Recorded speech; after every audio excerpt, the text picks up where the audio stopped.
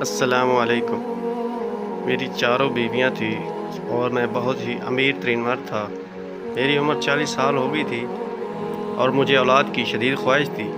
ایک دن میرا دوست مجھے کوٹھے پر لے گیا اور کہا کہ یہاں ایک لڑکی پیسے لے کر بچہ پیدا کر دیتی ہے۔ میں راضی ہو گیا۔ جب میں اس لڑکی کے پاس گیا تو میرے سر پر آسمان گر پڑا، کیونکہ میں بہت امیر تھا اور 4 شادیاں کر لیں لیکن اولاد نہ ہوئی۔ پھر ایک دوست نے کہا کہ طوائف پیسے لے کر بچہ پیدا کر دیتی ہے۔ میں نے اس عورت کو گھر بلا کر اس کا نقاب اتارا تو میرے اوزان خطا ہو گئے، کیونکہ میں اپنے دوست کے ساتھ جس جگہ آیا تھا وہاں کی راتیں جاگتی تھی اور دن سوتے تھے۔ ہر طرف گانوں کی آواز اور ڈھولک کی تاب کے ساتھ گھنگرو کی آوازیں بھی آ رہی تھی۔ میں اپنے دوست کے ہمراہ تیزی سے قدم اٹھاتا ہوا جا رہا تھا۔ اس وقت میرا دل بہت تیزی سے دھڑک رہا تھا۔ میں امیر شخص تھا، میرے پاس دولت کی کوئی کمی نہیں تھی، لیکن یہ بھی سچ تھا کہ میں عیاش پرست ہرگز نہیں تھا۔ بازار حسن سے مجھے کوئی غرض نہ تھا، بلکہ میں تو گردن نیچے کر کے چل رہا تھا، کہیں مجھے کوئی پہچان نہ لے، کیونکہ میرا شمار اسلام آباد کے بڑے بڑے بزنس مین میں سے ہوتا تھا۔ مجھے تو اپنی عزت کے لالے پڑے ہوئے تھے۔ یہ میری بہت بڑی مجبوری تھی جو کہ مجھے یہاں لے آئی۔ کافی پرانی عمارتیں تھیں، چھوٹی چھوٹی گلیاں تھیں۔ ہر 2 منزل عمارت سے ناچ گانے کی آوازیں گونج رہی تھی۔ عمارتوں کے باہر منہ میں پان دبائے اس کوٹھے کے دلال کھڑے گاہکوں کو اپنے کوٹھے میں جانے کا کہہ ساتھ ہی بے باک سے جملے بول رہی تھے۔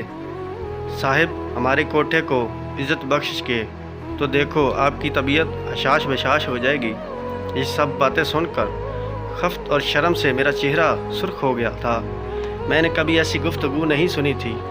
لگتا تھا جیسے کوئی کاروباری کپڑے کا بازار ہو اور دکاندار اپنی چیزوں کی تعریف کر کے اسے بیچ رہا ہو۔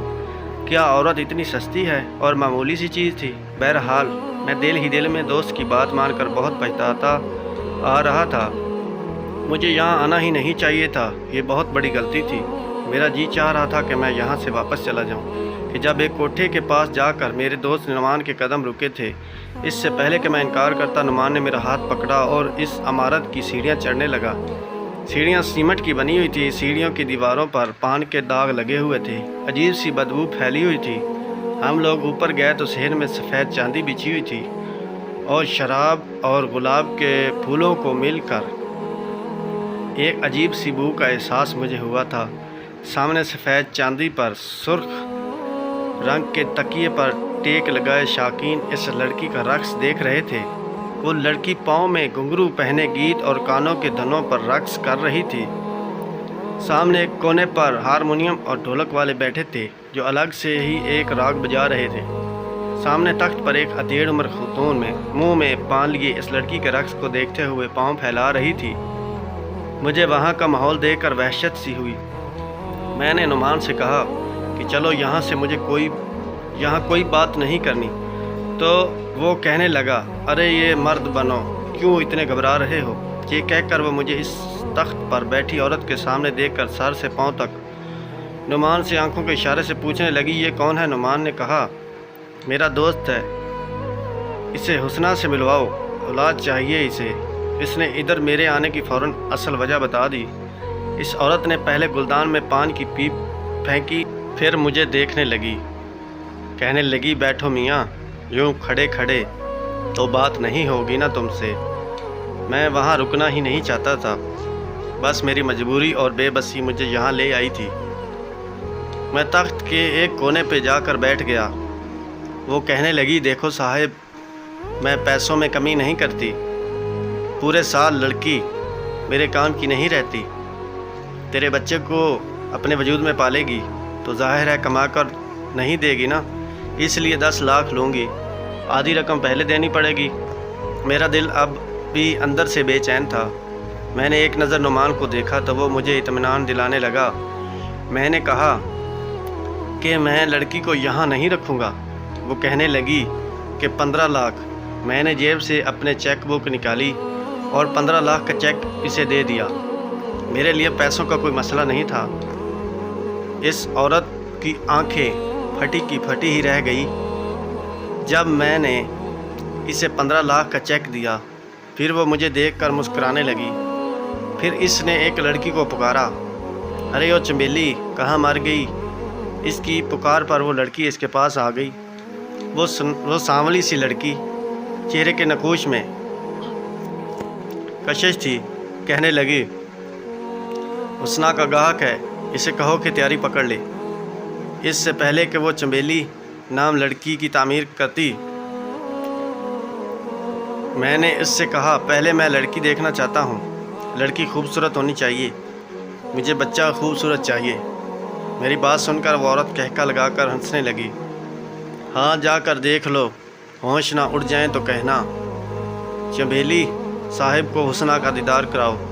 وہ چنبیلی مجھ سے کہنے لگی، آئیے صاحب۔ میں کھڑا ہو گیا اور اس چنبیلی نامی لڑکی کے ساتھ چلنے لگا۔ وہ لڑکی مجھے ایک کمرے کے باہر چھوڑ کر چلی گئی۔ پہلی بار میرا دل بڑی زور زور سے تڑک رہا تھا۔ اس اولاد کے حصول کی خواہش نے مجھے کہاں سے کہاں لے جا کر کھڑا کر دیا۔ ایسی حالت تو میری کبھی اپنی بیویوں کے کمرے میں جاتے ہوئے نہیں ہوئی تھی۔ شاید بات جائز یا ناجائز کی تھی۔ میرے لیے جائز ہے، اور یہ لڑکی اب تو میرے بچے کو اپنی کوکھ میں جنم دے گی، لیکن میری بے بسی تھی کہ میں اس راہ کو چننے پر مجبور تھا۔ جب میں نے کمرے پر دستک دی تو اس نے کہا، کون ہے؟ آ جاؤ اندر۔ میں نے دروازہ کھولا تو سامنے ایک لڑکی آدھے گھونگھٹ نکالی سجی سوری بیٹھی ہوئی تھی۔ میں نے بڑی مشکل سے اسے بس ایک نظر دیکھا، پھر کمرے کا دروازہ بند کر دیا اور اس کے پاس آ کر بیٹھ گیا۔ میں نے اب تک اس کا چہرہ نہیں دیکھا تھا کیونکہ وہ گھونگھٹ نکالے بیٹھی ہوئی تھی۔ اس کے سامنے جا کر بیٹھ گیا، لیکن خود میں اتنی ہمت نہیں ہو رہی تھی کہ اس کی طرف دیکھوں۔ شاید میرا ضمیر اس بات کی اجازت نہیں دے رہا تھا، اور وہ اس لیے کہ میں نے آج تک کوئی گناہ نہیں کیا تھا۔ جب مجھے یوں خاموش دیکھا تو وہ لڑکی کہنے لگی، کیا بات ہے صاحب، پوری رات کیا ایسے ہی بیٹھے رہو گے؟ اس لڑکی کی آواز نے مجھے چونکا دیا۔ میں نے بڑی مشکل سے اس کی جانب دیکھا، جو میرے لیے بالکل نامحرم تھی۔ دیکھی میں اس کی قیمت دے چکا تھا۔ میں نے بمشکل ہی اپنے ہاتھوں سے اس کا گھونگھٹ اٹھایا، اور جیسے ہی اس کے چہرے کی طرف دیکھا تو میرے ہوش اڑ گئے تھے۔ وہ تو میں ایک دولت مند امیر کبیر شخص تھا، باپ دادا کی کروڑوں کی جائیداد کا اکلوتا وارث۔ میری بدقسمتی یہ تھی کہ میں بے اولاد تھا۔ میں خاندانی رئیس تھا۔ میری پہلی شادی میرے والدین کی پسند سے ہوئی تھی۔ میری بیوی میرے پھپھو زاد تھی، عمر میں مجھ سے 7 سال بڑی تھی، لیکن اخلاق کی بہت اچھی تھی۔ میری شادی کو 10 سال ہو گئے تھے، لیکن اولاد نہ ہوئی۔ دنیا جہاں سے میں نے آمنہ کا علاج کروایا، مگر وہ مجھے اولاد نہ دے سکی۔ میں نے اپنے بھی سارے ٹیسٹ کروائے، کہیں مجھ میں کوئی کمی نہ ہو، لیکن میری بیوی بانجھ تھی۔ 10 سال کا عرصہ گزارنے کے بعد میں نے آمنہ سے کہا کہ مجھے دوسری شادی کرنی ہے، کیونکہ مجھے اولاد چاہیے۔ میری بات سن کر چند دن تو بہت روئی، پھر اس نے مجھے دوسری شادی کی اجازت دے دی۔ لیکن پھر تو جیسے وقت ایسے ہی گزرنے لگا جیسے 5 سال میں نے اپنی 4 بیویوں کے ساتھ لیکن مجھے اولاد نہ ہوئی۔ 25 سال میں نے شادی شدہ گزارے تھے۔ میری عمر اب 40 سال کی ہو گئی تھی۔ میں اپنی بیویوں کا علاج کروا کے تھک چکا تھا۔ نہ جانے مسئلہ کیا تھا، ہر بار میری رپورٹ ٹھیک آتی، بس بیویاں یہ صلاحیت نہیں رکھتی تھی۔ کبھی کبھی میری عقل اس بات کو تسلیم ہی نہیں کر پاتی تھی۔ مسئلہ ایک بیوی میں ہوتا تو سمجھ آتی، 4 بیویوں میں ایک ہی مسئلہ تھا۔ بہرحال اب میں 5ویں شادی نہیں کر سکتا تھا، اس لیے مجھے اپنی ایک بیوی کو چھوڑنا تھا۔ لیکن میری ساری بیویاں ہی نیک اور بہت اچھے اخلاق کی مالک تھی۔ میں کیسے ان میں سے کسی ایک کے ساتھ زیادتی نہیں کر سکتا، لیکن عمر کے جس حصے میں پہنچ چکا تھا، آگے بڑھاپا ہی بڑھاپا تھا، اس لیے اب تو مجھے اولاد جلد از جلد چاہیے۔ میں نے اس سلسلے میں جب نعمان سے بات کی تو اس نے مجھے یہ راستہ بتا دیا جو سراسر گناہ کا تھا۔ پہلے تو میں نے فوراً سے انکار کر دیا۔ میں نے کہا، ہم خاندانی شریف انسان ہوں، ایک طوائف سے کیوں اولاد پیدا کروں گا؟ وہ کہنے لگا، پھر ایک بیوی کو طلاق دے دو، تمہاری پہلی بیوی بھی اب بیمار رہنے لگی ہے۔ نعمان کی بات سن کر میں نے کہا، اس وقت ہی تو اسے میری سب سے زیادہ ضرورت ہے، میں اسے کیوں چھوڑ دوں؟ وہ مجھ سے کہنے لگا کہ پھر اپنی عمر دیکھ لو، بڑھاپے میں تم قدم رکھ چکے ہو، بس وقت گزرنے کے ساتھ ساتھ اولاد نہ ہونے کے چانسز بھی کم ہو جائیں گے۔ بات تو نعمان کی ٹھیک تھی، مجھے اولاد چاہیے تھی۔ نعمان کہنے لگا کہ میں جو بتا رہا ہوں اس سے تجھے بچہ بھی ہو جائے گا اور تمہیں 5ویں شادی بھی نہیں کرنی پڑے گی۔ پھر تم دنیا کو کہہ دینا کہ 4 بیویوں میں سے کسی ایک سے بچہ ہوا ہے، کسی کو کچھ خبر بھی نہیں ہوگی۔ میں کافی دن تک اس بات پر سوچتا رہا۔ اولاد کا حصول اس وقت میرے لیے بہت ضروری تھا، ورنہ میرا نام لینے والا بھی کوئی نہ ہوتا۔ پہلے تو میرا جی چاہا کہ میں اپنی بیویوں سے مشورہ کرتا ہوں، لیکن ظاہر ہے وہ مجھے کبھی بھی ایسا مشورہ نہیں دیں گی۔ میں بے حد پریشان تھا۔ انہی دنوں میں میں اپنی اولاد کے حصول کے لیے بھی پریشان تھا، اور دوسری طرف میری پہلی بیوی پہلے سے بھی زیادہ بیمار رہنے لگی۔ میں اپنی باقی بیویوں سے اجازت لی اور زیادہ وقت پہلی ہی بیوی کو دینے لگا۔ خود سے 3 سوتنیں اس نے برداشت کی تھی، لیکن میری بیوی میں یہ بات تھی کہ لڑائی جھگڑا بالکل نہیں تھا، آپس میں مل جل کر رہتی تھی۔ پھر میں نے شادی کے معاملے میں اب تک کم عمر لڑکی کا انتخاب نہیں کیا تھا۔ میری باقی تینوں بیویاں بھی اچھی عمر کی تھی، کوئی یتیم، کوئی تو بے سہارا۔ میں نے شادی ایسی ہی لڑکیوں سے کی تھی تاکہ انہیں سہارا بھی مل جائے اور مجھے اولاد۔ لیکن قسمت کا عجیب ہی کھیل تھا کہ چاروں ہی بیویوں میں مسئلہ تھا، لیکن مجھ میں نہیں۔ میں بے حد پریشان تھا۔ میں کسی بھی بیوی کو چھوڑنا نہیں چاہتا تھا، لیکن جو نعمان نے راستہ بتا دیا تھا اسے بھی میرا دل نہیں مان رہا تھا۔ لیکن بہت سوچ بچار کے بعد میں نے آخر اس فیصلے پر پہنچ ہی گیا کہ نعمان کی بات مان لوں، اس میں کوئی حرج نہیں۔ اس لیے اس کے ساتھ کوٹھے پر آ گیا۔ لیکن جب میں نے اس لڑکی کو دیکھا تو میرے ہوش اڑ گئے تھے۔ اسے دیکھتے ہی کمرے سے باہر نکل گیا، پھر اس کوٹھے پر نہیں رکا۔ نعمان نے مجھے پکارا اور پکارتا رہ گیا، پوچھتا رہا کہ علی تمہیں کیا ہو گیا ہے، لیکن میں نے کوئی جواب نہیں دیا۔ تیز قدموں سے اس بازار حسن سے نکل کر اپنی گاڑی میں بیٹھ گیا۔ میں نے نعمان کا آنے کا انتظار نہیں کیا، ڈرائیور سے کہا کہ گھر چلو۔ پورا راستہ میں بے چینی سے کاٹا گیا۔ ایک پل مجھے چین نہیں آ رہا تھا۔ گھر آ کر میری بے چینی بدستور قائم تھی۔ میں آج کسی بھی بیوی کے کمرے میں نہیں جا پایا تھا۔ ڈرائنگ روم میں بیٹھا سگریٹ پیتا رہا۔ آدھی رات گزر گئی اور میرے دماغ کی الجھن بڑھنے لگی تھی۔ جب میری پہلی بیوی ڈرائنگ روم میں آ گئی، مجھے کہنے لگی علی کیا بات ہے، سوئے نہیں آپ؟ میں نے ایک نظر اس کی طرف دیکھا، پھر نفی میں سر ہلا دیا۔ وہ میرے پاس بیٹھ گئی کہ کہنے لگی آج کیا پریشانی ہے آپ کو؟ میں نے ایک نظر اس پر ڈالی جس کا میرے پیچھے 25 سال کا ساتھ تھا۔ وہ اب بیمار رہنے لگی تھی۔ میں نے اس کا ہاتھ تھاما اور کہا تمہاری طبیعت کیسی ہے؟ کہنے لگی مجھے اپنے بچنے کی امید نہیں ہے، میرے پیٹ میں بنی ہوئی سولیاں پھٹ کر کینسر کی شکل اختیار کر گئی ہیں۔ آپ بھی جانتے ہیں، میں جانتا تھا یہ چند مہینوں کی مہمان ہے، اس لیے اب سارا وقت اس کے پاس گزارتا۔ میرے کندھوں پر اس نے سر رکھ دیا تو میں نے بھی اسے اپنے حصار میں لے لیا۔ میں نے کہا میں سوچ رہا ہوں کہ تمہیں لندن لے جاؤں، وہاں تمہارا علاج کراؤں۔ میری بات پر کہنے لگی کوئی فرق نہیں پڑے گا، وقت گزر چکا ہے میرے علاج کا، بس آپ میری خواہش پوری کر دیں، مجھے طلاق دے کر شادی کر لیں۔ اس کے بعد پر میں نے اس کی طرف دیکھا تو وہ کہنے لگی میں اس کے گھر میں ایک کمرے میں رہ لوں گی، لیکن میں مرنے سے پہلے آپ کا بچہ دیکھنا چاہتی ہوں۔ اس کی بات سن کر میری آنکھوں کے سامنے حسنہ کا چہرہ گھومنے لگا۔ میں نے اسے کہا کہ میں تمہیں اتنا بڑا غم نہیں دے سکتا، پہلے ہی تم پر سوتنے لا چکا ہوں، شاید اس بیماری سے تم دوچار ہو گئی۔ وہ کہنے لگی ایسا نہیں ہے، میں تو یہ سمجھتی تھی کہ آپ صاحب اولاد ہو جائیں، مگر یہ نہیں پتہ تھا کہ یہ آپ کی باقی بیویوں کو بھی ایسا ہی کر دے گا۔ یہ کہہ کے وہ رونے لگی۔ علی نے کہا ایسا کچھ نہیں ہے، مت ایسا سوچو، اولاد شاید میرے نصیب میں ہی نہیں تھی۔ میری بات سن کر وہ کہنے لگی آپ نے شادی ہمیشہ بے سہارا لڑکیوں سے ہی کی تھی تاکہ آپ کی کوئی نیکی اللہ کو پسند آ جائے، تو پھر رات کے اس طوائف کھانے سے کیوں بھاگ کر واپس آ گئے؟ اس کے منہ سے یہ بات سن کر مجھے حیرت کا بھٹکا لگا۔ میں نے کہا تمہیں کس نے بتایا؟ میری بات اس نے ایک گہری سانس لی اور کہنے لگی وہ چھوڑ دیں، میری بات کا جواب دیں۔ میں نے کہا میرا دل نہیں مانا، کیونکہ وہ طوائف ہے، پھر بہت کم عمر ہے، بس 18 سال کی لڑکی ہے۔ اسے دیکھ کر تو مجھے اس پر ترس آتا ہے، پتہ نہیں اس کم عمر میں اس بیچاری سے یہ گھٹیا کام کیوں لیا جا رہا ہے۔ میں اس لیے وہاں سے واپس آ گیا تھا۔ وہ لڑکی 18 سال سے بڑی نہ تھی، بے شک بے حد حسین تھی، مگر کم عمر تھی۔ اگر میری شادی کے بعد میری بیٹی ہو جاتی تو شاید اس لڑکی سے زیادہ پیاری ہوتی۔ میری بیوی کہنے لگی اس سے نکاح کر لیں علی۔ اس کی بات پر میں نے کہا ہوش میں تم ہو؟ ایک طوائف کب کسی سے شادی کرتی ہے؟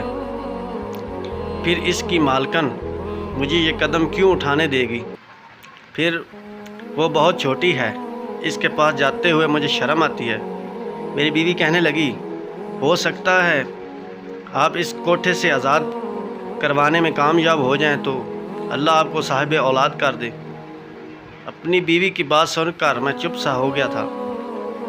کچھ دن 1 کروڑ کا چیک اس عورت کے ہاتھ میں دیا۔ وہ مجھے دیکھ رہی تھی تو کبھی اس چیک کو پھر کہنے لگی اتنی بڑی رقم کیوں؟ میں نے کہا مجھے حسنہ سے نکاح کرنا ہے، اور اس کے بعد اس کا کوٹھے پر کوئی تعلق نہیں۔ وہ لالچی عورت تھی، اس لیے فوراً مان گئی۔ میں نے پہلی بیوی کو اس کی خواہش کے مطابق طلاق دی۔ میرے ہی گھر میں ایک کونے میں ایک کمرے میں رہتی تھی۔ میں اس کے سامنے تو نہیں جاتا تھا، لیکن اس کی ہر چیز کا خیال رکھنے کی کوشش کرتا تھا۔ میں نے چند لوگوں کی موجودگی میں حسنہ سے نکاح کر لیا اور اسے اپنے ساتھ اپنے گھر لے آیا۔ وہ پھٹی پھٹی آنکھوں سے میرا محل نما گھر دیکھ رہی تھی۔ علی صاحب یہ سب تمہارا ہے؟ تم تو بہت امیر ہو، میرے ساتھ ساتھ تو بہت کچھ خرید کر رکھا ہے۔ میں عمر میں اس سے بہت زیادہ بڑا تھا۔ اس کا لہجہ سن کر مجھے برا سا لگا تھا، کیونکہ میں اس کا گاہک نہیں بلکہ شوہر تھا۔ میں نے اپنی تینوں بیویوں سے حسنہ کا تعارف کروایا، پھر اسے اپنی پہلی بیوی سے ملوایا۔ آخر میں نے اپنے تیسرے نمبر کی بیوی سے کہا کہ وہ اسے میرے کمرے میں چھوڑ آئے۔ وہ کمرے میں چھوڑ آئے۔ میں ڈرائنگ روم میں سگریٹ پی رہا تھا۔ نہ جانے کیوں کمرے میں جانے کی میری ہمت نہیں ہو رہی تھی۔ میری پہلی تینوں بیویاں باکردار نیک سیرت کی مالک تھی، اور یہ لڑکی اس کی زندگی میں آنے والا میں پہلا مرد نہ تھا۔ ہمدردی اپنی جگہ، لیکن ایک بیوی کے روپ میں قبول کرنا آسان کام نہیں تھا۔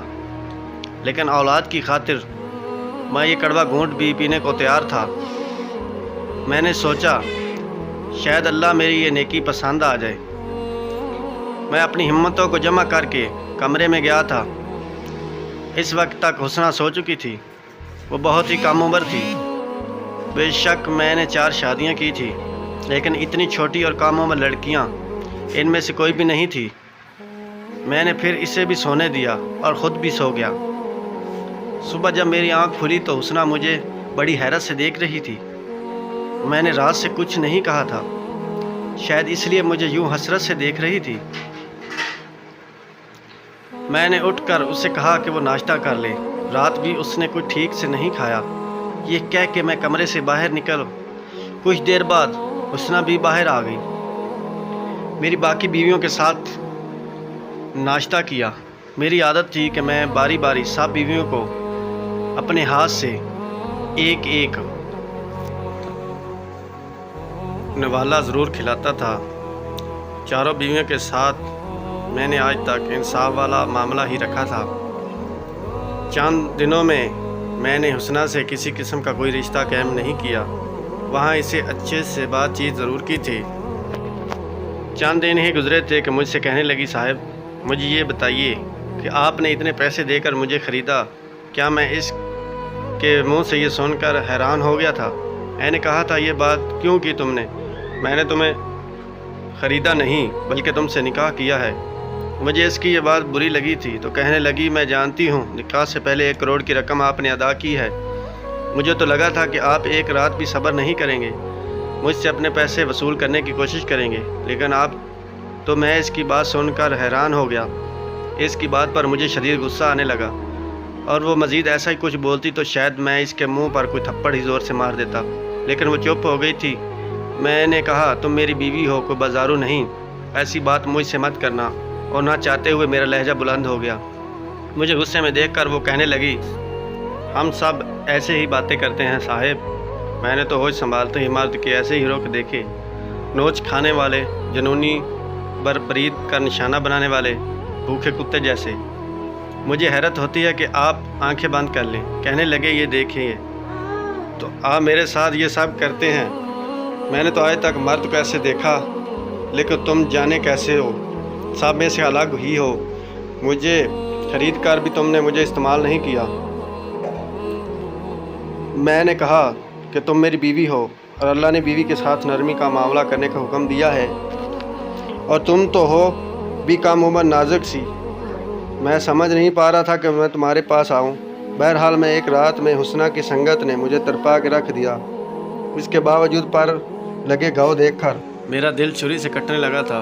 18 سال کی لڑکی کے ساتھ جو ظلم کیے گئے تھے بالکل غیر انسانی تھے۔ بہرحال وقت کے ساتھ ساتھ حسنہ کے زخم بھی پڑنے لگے اور منہ سے کہتی ہیں آپ نے مجھے بدکار کو نکاح کے رشتے سے معتبر بنا دیا ہے۔ وہ میرے اخلاقی اور محبت سے بہت متاثر تھی۔ آہستہ آہستہ اس کی زبان بھی ٹھیک ہو گئی۔ وہ منہ سے ادب سے بات کرنے لگی۔ میری شادی کے چند مہینے بعد ہی مجھے خوشخبری مل گئی، جس کی میں نے بہت دعائیں کی تھی۔ حسنہ امید سے تھی اور میں نے رو رو کر شکر ادا کرنے لگا۔ 9 مہینے تک میں نے حسنہ کا بہت خیال رکھا، بلکہ اس سے بستر سے پاؤں تک نیچے نہیں اتارنے دیا۔ لیکن جب ڈلیوری کا وقت قریب آیا تو میں لیبر روم کے باہر بہت ہی بے چینی سے چکر کاٹ رہا تھا، جب لیڈی ڈاکٹر آئی اور بے حد پریشان تھی۔ مجھ سے کہنے لگی کہ آپ کی بیوی کی حالت ٹھیک نہیں ہے، یا تو ہم ماں کو بچا سکتے ہیں یا پھر بچے کو۔ یہ سن کر تو میرے ہوش ہی اڑ گئے تھے۔ مجھے اتنے عرصے بعد اولاد کی خوشی مل رہی تھی، لیکن میرے سامنے ایک آزمائش کھڑی تھی۔ اس وقت میری حالت کیا تھی اور یہ کیا ہو سکتی تھی، یہ وہی شخص جان سکتا ہے جس پر یہ سب بیتا ہوا تھا۔ میں نے اپنی آنکھیں بند کر لی۔ میں نے کہا آپ ماں کو بچا لیں، بچے کا اللہ مالک ہے۔ وہ لیڈی ڈاکٹر اندر چلی گئی اور میرے آنکھوں سے آنسو بہنے لگے تھے۔ بے شک میرے پہلے سے ہی 3 بیویاں اور بھی تھیں، لیکن میں اپنی خواہش کی خاطر کسی کی جان لینے کا سوچ بھی نہیں سکتا تھا۔ میرے آنسو میرے بس میں نہیں تھے، اس لیے بہنے لگے۔ کچھ ہی دیر بعد لیڈی ڈاکٹر باہر آئی۔ میں نے اس سے پوچھا میری بیوی کیسی ہے، تو وہ کہنے لگی کہ ماں اور بیٹا دونوں ہی خطرے سے باہر ہیں۔ یہ سن کر تو میں حیرت کا جھٹکا لگا۔ میں بہت خوش ہوا تھا جب نرس نے میرے کانپتے ہاتھوں میں میرے بیٹے کو ڈالا تو اسے سینے سے لگا کر میں پھوٹ پھوٹ کر رونے لگا۔ میرے رب نے مجھے میرے صبر کا بہترین انعام دیا تھا۔ بے شک وہ اپنے بندوں پر زیادہ بوجھ نہیں ڈالتا جو وہ اٹھا نہ سکیں۔ اگر آپ کو ہماری ویڈیو اچھی لگی ہو تو ہمارے چینل کو سبسکرائب کر دیں اور بیل والے بٹن کو دبا دیں تاکہ ہر نئی ویڈیو آپ تک پہنچ سکے۔